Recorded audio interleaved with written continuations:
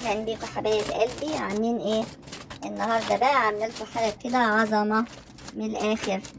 لقيت اللحمه اللي بناكلها عند الحاتي بالشيء الفلاني، ريحه وطعم ودايبه دوب، مش قادره اقول لكم اوصف لكم ازاي.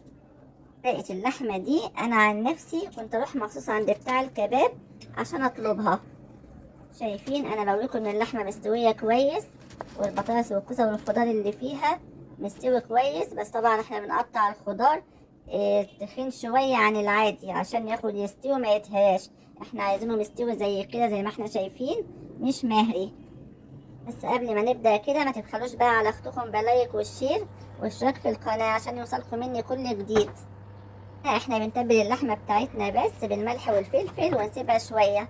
واحسن حاجه في ورقه اللحمه ان احنا بنجيب اللحمه بتاعتنا ملبسه، يعني فيها نسبه دهون بتديها طعم خطير، بتوديه في حته تانية مش قادره اقول لكم.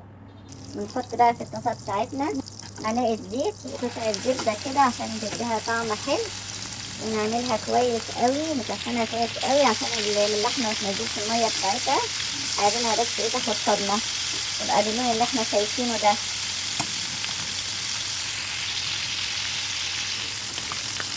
كده بنقلب اللحمه بتاعتنا، خلصناها. الصدمه دي مهمه جدا، بتساعد على تسويه اللحمه.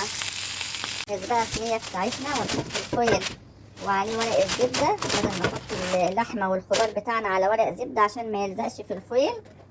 جهز كده الصينيه بتاعتنا الممتازه الخطيره دي الجميله.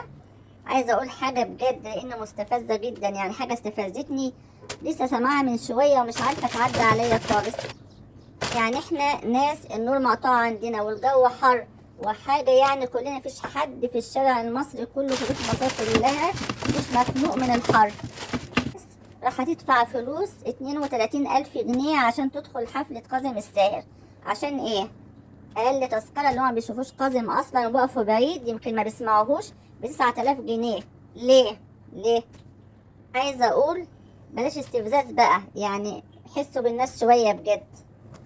احنا هنا بقى حطينا الخضار كله على بعضه، طماطم وحته ثوم وملح وفلفل وبهارات اللحمه بودر وحبهان بودر، وكله كده مع بعضه قلبناه تبقى كويس بالفويل وبورق الزبده، نخليه متغطي قوي ومحكم قوي عشان ياخد البخار كله في قلب بعضه.